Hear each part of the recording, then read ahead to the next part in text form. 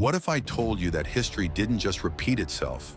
It echoed through the depths of the same ocean, claiming more lives in almost the exact same place, 101 years apart. One was a majestic ocean liner. The other is a modern-day deep-sea submersible. Two vessels are separated by time, technology, and purpose, yet bound by fate. The Titanic sank in 1912, taking with it over 1,500 souls into the icy waters of the North Atlantic. And in 2023, a submersible called the Titan, meant to visit the Titanic's wreck, imploded, killing all 5 people on board. But how? In an age of advanced technology, safety protocols, and cutting-edge design, how did this happen? Let's uncover this chilling story together. The mission of the Titan. The Titan was no ordinary sub. Built by a company called OceanGate, it was a submersible, designed specifically to take people deep into the ocean to witness the very wreck of the Titanic. Unlike military submarines or research vessels, this was built for tourism, to give civilians a rare glimpse of history 3.8 kilometers below the surface. But with great depth comes unimaginable pressure. Literally, at those depths, water exerts more than 5,500 pounds per square inch of pressure. To survive down there, a submersible must be built like a fortress. Every inch matters. Every design choice can mean the difference between life and death. The Titan wasn't built entirely with conventional materials. Instead of using tried and tested metal hulls, OceanGate opted for a hybrid of carbon fiber and titanium, a decision that would later raise serious concerns in the engineering community. Stockton Rush, OceanGate's CEO and the brain behind Titan, proudly admitted to breaking some rules in pursuit of innovation. But the ocean? It doesn't care about innovation. It obeys laws of physics, not human ambition. The design flaws. Let's talk design. From aircraft to submarines, you'll notice a pattern. Rounded windows, curved edges, oval structures. Why? Because sharp angles and square shapes are weak under stress. Pressure doesn't attack just one spot. It creeps in from everywhere. Rounded shapes disperse that pressure. Corners, on the other hand, concentrate it, creating the perfect breeding ground for cracks and failures.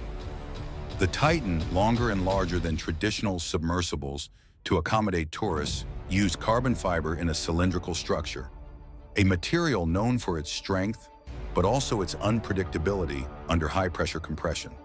When engineers voiced concerns, Stockton Rush shrugged them off. He wanted to be remembered not for following rules, but for rewriting them.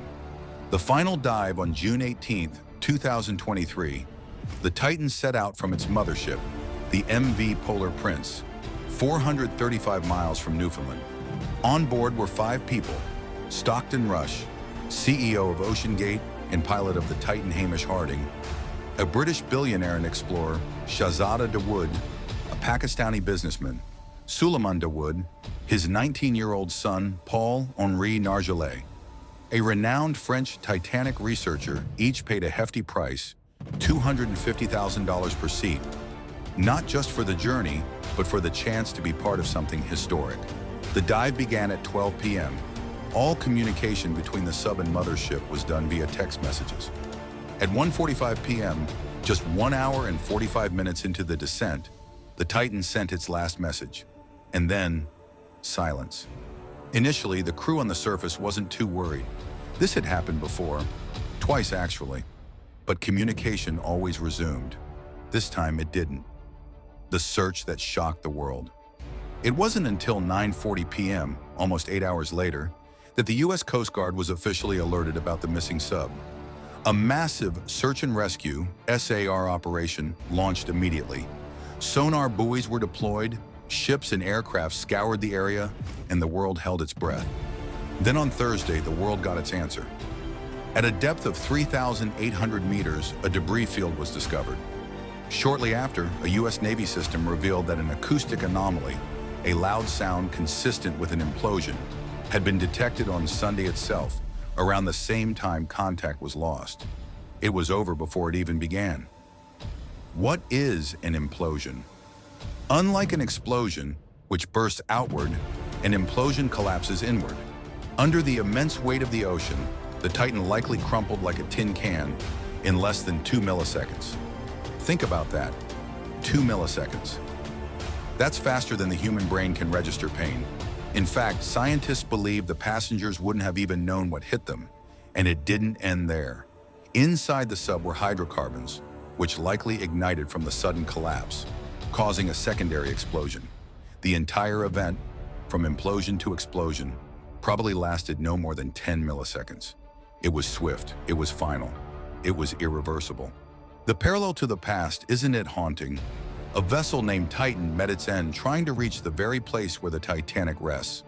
Two vessels a century apart, lost to the same ocean, both chasing the same ghost of history. Despite the differences in design, mission, and era, the outcome was eerily similar. The Titanic sank due to human overconfidence in an unsinkable ship. The Titan sank, some say, for the same reason: hubris. Closing thoughts. We may never know the exact reason behind the Titan's implosion until the wreck is studied in detail. But one thing is clear: the ocean is not a place for shortcuts. Innovation is vital, but so is respect for science, for nature, and for history. If you're curious to know more about the real story of the Titanic, you can tap here. To learn about her sister ships, the Britannic and the Olympic, check the links in the description below. Until next time, take care of yourselves, stay curious, and remember me in your prayers.